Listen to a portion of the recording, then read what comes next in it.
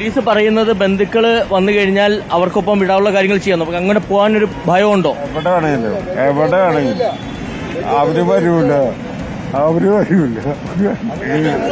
ഏതെങ്കിലും തരത്തിൽ നിങ്ങൾക്ക് സ്വത്തോ വകയോ എന്തെങ്കിലും ഉണ്ട് എന്നുണ്ടെങ്കിൽ അത് ആർക്കെങ്കിലും കൊടുക്കാൻ ഉദ്ദേശമുണ്ട് എന്നുണ്ടെങ്കിൽ ഒന്നും ചെയ്യാതിരിക്കുക. വിൽപത്രം പോലും എഴുതി വെക്കാതിരിക്കുക. നമസ്കാരം. നോർത്തിൽ നിന്ന് വളരെ വിഷമമുള്ള ഒരു വാർത്ത പുറത്തു വരികയാണ്.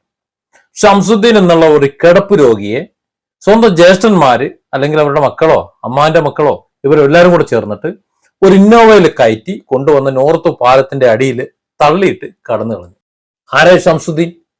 ഷംസുദ്ദീൻ അദ്ദേഹത്തിന്റെ ആയ കാലത്ത് പ്രവാസിയായിരുന്ന കാലത്ത് അദ്ദേഹം സമ്പാദിച്ചതൊക്കെ ഇവർക്കൊക്കെ കൊടുത്ത് അവരെയൊക്കെ വലുതാക്കി എന്ന് പറഞ്ഞാൽ സാമ്പത്തികമായി അവരെ എത്തേണ്ടടുത്ത് എത്തിച്ച ഒരു വ്യക്തിയാണ്. അതുമാത്രമല്ല, ഈ ഷംസുദ്ദീൻ അദ്ദേഹത്തിന്റെ അധ്വാനിച്ച് വരുമാനം ഉണ്ടാക്കിയിരുന്ന കാലത്ത് ധാരാളം പേരെ സഹായിച്ചിട്ടുള്ള വ്യക്തിയാണ്. ചാരിറ്റി മേഖലയിൽ മറ്റു മേഖലയിലൊക്കെ പലർക്കും സഹായം കൊടുത്ത വ്യക്തിയാണ്. അങ്ങനെയുള്ള ഒരു വ്യക്തിയാണ് ഇവിടെ ഈ പാലത്തിൽ, നോർത്ത് പാലത്തിന്റെ താഴെ, ഒരുപക്ഷെ ഞാൻ ഈ വീഡിയോ റെക്കോർഡ് ചെയ്യുന്ന സമയത്തും ഇത് പുറത്തു വരുന്ന സമയത്തും അവിടെ നിന്നും മാറിയിട്ടുണ്ടാകാം. കാര്യം പോലീസ് കൃത്യമായ നടപടി എടുക്കുമെന്ന് പറയുന്നുണ്ട്. നോർത്ത് പാലത്തിന്റെ താഴെ ഇന്നോവയിൽ കൊണ്ടുവന്ന് ജ്യേഷ്ഠന്മാരും മറ്റുള്ളവരും ചേർന്ന് 3 പേര് വന്നു എന്നാ പറയുന്നത്. ആ തള്ളുമ്പോ അവിടെ തള്ളിയിട്ട് പോകുന്ന സമയത്ത് അവിടെയുള്ളവർ ആ വാഹനത്തിന്റെ ഫോട്ടോ ഒക്കെ എടുത്തു വെച്ചിരുന്നു എന്ന് പറയുന്നുണ്ട്. എന്നാലും അതിനുശേഷം വന്ന പോലീസുകാർ ഇന്നിവിടെ കിടന്നോ നാളെ നേരം വെളുക്കുമ്പോൾ നാട് വിട്ടോണം എന്ന രീതിയിലാണ് പോലീസ് ഭാഷ്യമാണ് പറഞ്ഞിരുന്നത് പറഞ്ഞത്. അതിക്രൂരമാണത്. ഇന്നലെ സാറന്മാര് വന്നിരുന്നു. അപ്പൊ പറഞ്ഞ് ഇന്നത്തെ ദിവസം കഴിഞ്ഞ് ഇതുപോലെ സ്ഥിരമായിട്ട് കിടക്കരുത്, രാവിലെ നാളെ എവിടെയെന്ന് വെച്ചാൽ പോയിക്കൊള്ളാം എന്ന് പറഞ്ഞു. ഇന്നലെ സാറന്മാര് ഇവിടെ വന്നപ്പോ പറഞ്ഞു, ഇന്നലെ രാത്രി. ഞാൻ പറഞ്ഞു, സാറന്മാരെ എനിക്ക് സുഖമില്ലാത്തതിന് എന്നെ ഇവിടെ കൊണ്ടുവന്ന് ഉപേക്ഷിച്ചാണ്. ഇന്ന് മീഡിയ വന്നു, റിപ്പോർട്ടറൊക്കെ അവിടെ വന്ന് റിപ്പോർട്ട് ചെയ്തു. അത്തരത്തിൽ വാർത്തകൾ പുറത്തു വന്നപ്പോൾ എന്തായാലും പോലീസ് കൃത്യമായി ഇടപെട്ടു. ഇനി പോലീസ് സംവിധാനങ്ങൾ കൃത്യമായി ഇടപെടും. ഏതെങ്കിലും ഒരു പോലീസുകാരൻ എന്തെങ്കിലും പറഞ്ഞു എന്ന് വെച്ചുകൊണ്ട് പോലീസ് സേനയെ ഒന്നടങ്കം ആക്ഷേപിക്കാനോ അവഹേളിക്കാനോ ഞാൻ തയ്യാറല്ല. ഏതായാലും പോലീസ് കൃത്യമായി ഇങ്ങനെ കൊണ്ട് ഉപേക്ഷിച്ചതിന് വേണ്ട നടപടി എന്ന് പറഞ്ഞാൽ ഗുരുതരമായ വകുപ്പുകൾ ചേർത്ത് തന്നെ നടപടി എടുക്കും എന്ന് തന്നെ മീഡിയകളുടെ മുന്നിൽ പറയുന്നത് കേട്ടു. ഇദ്ദേഹത്തിന് ഉപേക്ഷ എന്ന് പറയുന്ന വണ്ടി നമ്പറും കാര്യങ്ങളൊക്കെ ഇപ്പൊ കിട്ടിയിട്ടുണ്ട്. സഹോദരങ്ങൾ വിളിച്ചു വരുത്തി നടപടി ഉണ്ടാവും. ഉപേക്ഷയുള്ള കേസ് മിക്കവാറും എടുത്തേക്ക് കിട്ടിയിട്ടുണ്ട്. വണ്ടി നമ്പർ കിട്ടിയിട്ടുണ്ട്. അവരെ ബന്ധപ്പെടാനായിട്ടുള്ള ശ്രമം നടന്നുകൊണ്ടിരിക്കുന്നു. നടപടി ഉണ്ടാവും. എന്തായാലും ഇത് അതിക്രൂരമായിട്ടുള്ള കാര്യമാണ് നടന്നത്. ഉണ്ടാവും. ഉടനെ ഉണ്ടാവും. ഇദ്ദേഹത്തെ നമ്മൾ എങ്ങോട്ടാ മാറ്റാൻ? ഇതിപ്പോ അദ്ദേഹത്തിന് സേഫ് ആയിട്ടുള്ള ഒരു സ്ഥലത്തേക്ക് മാറ്റും. ബന്ധുക്കളെ വിളിച്ചു വരുത്തും. ഇപ്പൊ തന്നെ വിളിച്ചു വരുത്തും. ഈ ഷംസുദ്ദീനും അദ്ദേഹത്തിന്റെ കുടുംബാംഗങ്ങളും മറ്റുള്ളവരും ഒക്കെ മുസ്ലിം വിഭാഗമാണ് എന്നാണ് ഞാൻ വിചാരിക്കുന്നതാണ്. അങ്ങനെയാണ് എന്നുണ്ടെങ്കിൽ നിങ്ങളൊക്കെ എങ്ങനെയാണ് സ്വർഗത്തിൽ പോകുന്നത്? ഞാനിത് ഒരു വർഗീയ വിദ്വേഷം ഉണ്ടാക്കാനോ വിഭാഗീയത ഉണ്ടാക്കാൻ വേണ്ടി പറയുന്നതല്ല. കാരണം ഞാനൊരു മുസ്ലിമാണ്.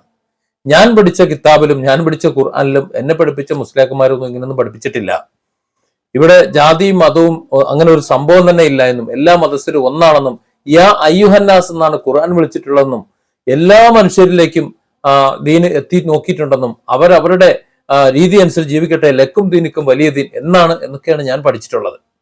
ഇവരെന്ത് ദീനാണ് പഠിച്ചിട്ടുള്ളത് എനിക്കറിയില്ല.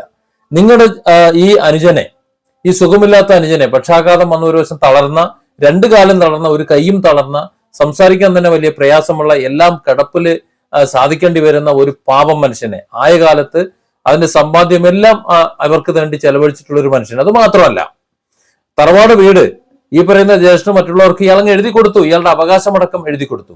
അങ്ങനെ എഴുതി കൊടുത്തൊരു വ്യക്തിയെ ഇങ്ങനെ കൊണ്ട് തള്ളിക്കളയാൻ എങ്ങനെയാണ് നിങ്ങൾക്ക് മനസ്സ് വന്നത്? നിങ്ങളെ മുസ്ലിം എന്ന് വിളിക്കാൻ പറ്റുമോ? അതാണ് ഞാൻ ചോദിക്കുന്നത്. ഈ ഷംസുദ്ദീൻ എന്നുള്ള ഒരു പേര് കണ്ടതുകൊണ്ടാണ് ഞാനത് ചോദിക്കുന്നത്. ഷംസുദ്ദീന്റെ ജ്യേഷ്ഠന്മാരെന്തായാലും അതുപോലെ മറ്റേതെങ്കിലും ഒരു ദീനായിരിക്കുമല്ലോ.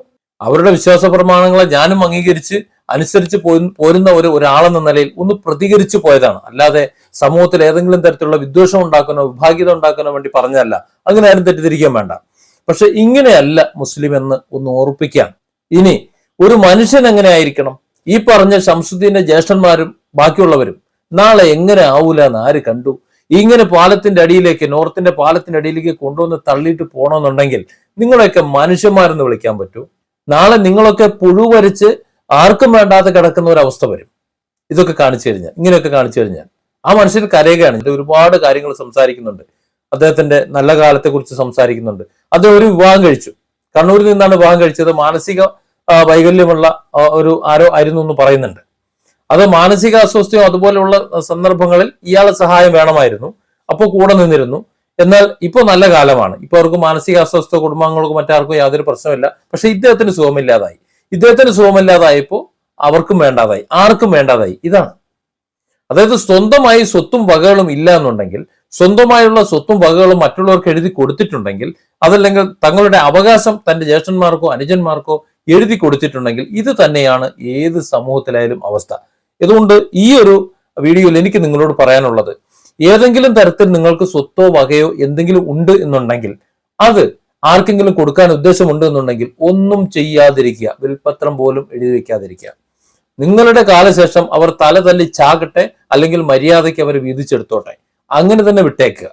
ആർക്കും എഴുതി വെക്കാനും പാടില്ല, ആരെയും സഹായിക്കാനും പാടില്ല, ഒന്നും ചെയ്യാൻ പാടില്ല. അവർ നിങ്ങളെ സമ്പത്ത് കണ്ടുകൊണ്ട്, സ്വത്ത് കണ്ടുകൊണ്ട് നിങ്ങളെ സംരക്ഷിക്കുന്നെങ്കിൽ സംരക്ഷിക്കട്ടെ.